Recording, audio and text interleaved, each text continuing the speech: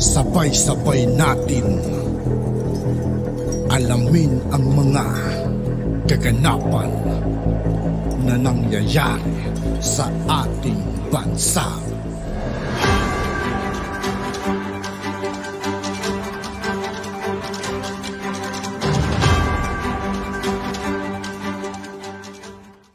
Yo, what's up mga kaibigan? This is I2K po again. Ngayon nandito naman ulit tayo sa channel ni News PH. Dito naman ulit tayo magbibigay ng komento at reaksyon. Kaya samahan nyo ako guys. Let's go! Alabi ko yung nakwento nito ni Trillanes. Nakakapagdinasa itong mga ito, no? Sa pagkatapos po, pag iba na administrasyon, may bago pa rin kayong kwento kay Trillanes, kay Pangulong Duterte. Ang lupit talaga nito ni Trillanes. Yung kasangkapan niya rito, yung si Las Cañas. Okay. Ito po, si Sunny Trillanes. Pinapashare niya po. Pakishare po para malaman ng mga Pilipino na si Duterte ang pinuno ng drug cartel sa Pilipinas. Grabe na pong akusasyon to. Drug cartel po. Dati ang inaakusan nyo lang po kay Pangulong Duterte, yung mga human rights violation sa war on drugs. Ngayon, drug cartel na siya. Yung presidenteng galit na galit sa droga, siya na ngayon ang drug cartel. Wala pong ebidensya, wala pong makita. Alam ko po sa mga drug cartel, super yayaman. Super yaman po ng mga drug cartel. Tignan niyo po yung bahay ni Pangulong Duterte sa Davao. Sabihin niyo po sa akin kung yan ba ay tirahan ng isang drug cartel. Intindi, no? Antinding akusasyon nito. Ang tanong lang, Sunny Trillanes, deport, may naniniwala pa ba sa'yo?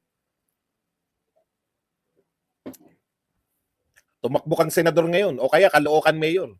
Tignan natin kung may mapapaniwala ka pa. Ano man ang takbuhan mo? Antindi. Drug cartel? Antindi nyo talaga. Ayon daw yan kay Las Cañas. Mahilig ka talaga sa mga ganyan. Bikoy-bikoy na naman ba yan? Malupit talaga sa mga wentong barbero to si Trillanes eh.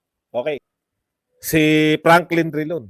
Former President Duterte withdrew. Ayan. If withdrawal from a treaty can be made through an executive action as shown by former President Duterte, then the decision to rejoin can likewise be made through an executive action by President Marcos. Tinuturuan din ni Franklin Drilon. Si Franklin Drilon, tinuturuan niya yung presidente ng Pilipinas. Lahat na lang ng tao, eto gawin mo, eto gawin mo. Sino? Tagapayo ba kayo? Advisor ba kayo ng Pangulo ng Pilipinas? Bakit payo kayo ng payo? Ang payo po nila, no? Ang payo po nila, bumalik tayo sa ICC. Sino po ba kayo para... Alam mo, Pangulo Marcos, panghabang buhay nilang gagamitin yung ICC na yan. Maniwala ka sa akin. Pag yan, bumalik tayo riyan, wala nang jurisdiction kay Duterte. Wala na pong jurisdiction yung ICC kay Pangulong Duterte. Pag tayo bumalik, ang Pangulong pwedeng imbestigahan, ikaw, Pangulong Marcos. At least nagwa-warning ako sa iyo. Ginagawa nila yan. Ginagawa yan ng mga dilawan, kakamping at ng mga kaliwa. Gusto nilang bumalik tayo sa ICC para ipantira sa mga kasalukuyang nasa pamahalaan. Hindi na nila kaya si Pangulong Duterte. Walang jurisdiction. Kahit papasukin nyo pa yan, babatuhin lang namin ng tae dito yan. Opo, wag po kayo matakot dyan sa ICC na yan. Bakit? Batuhin nyo po. Wala naman silang pakialam dito eh. Matatakot yung mga yan sa Lunes. Pag marami nagpunta ron sa Quezon City Memorial Circle. Lahat na lang. Ito po, si Justin Manila. Sabi niya, hindi niya raw i-refute, no? Dahil yung Okta search ay mapagkakatiwalaan. Pero So it is what it is. Congratulations to the Department of Education. Number 1 po. Okay. And of course, there is but. But the thing with the Department of Education, there are really ways and parameters to see if the department is really performing well. In a country with learning poverty of 91%, meaning 9 out of 10 10-year-old kids struggle to read simple text, no level of perception can outweigh actually performance. It also concerning the weeks before release of PISA result, Yusik Powa already said they are not expecting good results. Meanwhile, instead of focusing on biggest education problem ahead, it seems as though the Vice President focus is not there. Okay. Yan po ang problema ng mga pa-intellectual pero hindi kayang multiple tasking, no? Katulad nitong Justin Manila. Ito po, hinire po to. Kawawa naman kayo, no? Kayo mga katulad mo, Justin Manila. Hinire kayo, paalala ko lang kung sino man nag-hire sa inyo. Hindi ko lang kung PCO to o tao to ni tagapagtanggol to ni Martin. Alam mo, Justin Manila, hinire kayo. Kung i-deny mo na ikaw, hindi ko naman kilala kita, pero lagi kita nakikita na tagapagtanggol ka. O kahit volunteer ka, ang trabaho mo ipagtanggol, pataasin, no? Pasikatin si Martin at pabagsakin ang popularidad ni Sara Duterte. Pero bigo kayo. 'Di ba?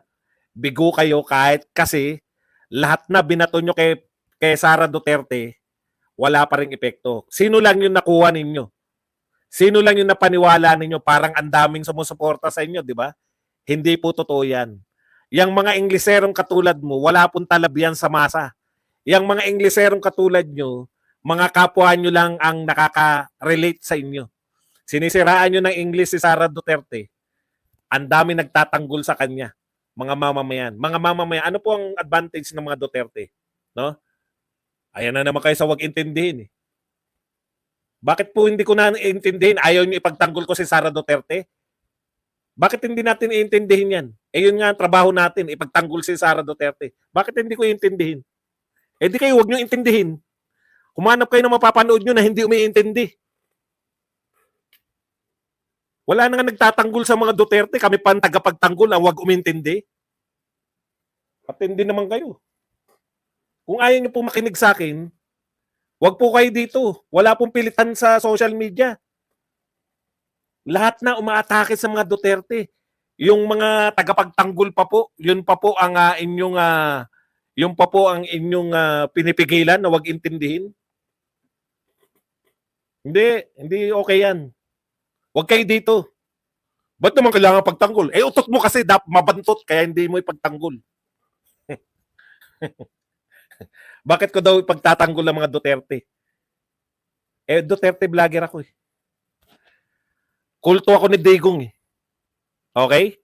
Di mo ba naintindihan? Political vlogger ako. Duterte ako. Inaapi mga Duterte, hindi ko pagtatanggol. Bakit kasi hindi po tambi po tambi. Kasi po mahaba pag tambaluslos. Okay na po ba 'yon? Kaya tambi ang tawag kasi mahaba po pag tambaluslos. Okay? Okay. Madali naman akong kausap. No? At yun nga po mga kaibigan, dito po nagtatapos ang ating reaction video. Muli ako po si I2K ng Sundalo ng Dunggalo. Maraming salamat sa patuloy na pagsuporta. Yeah, peace out.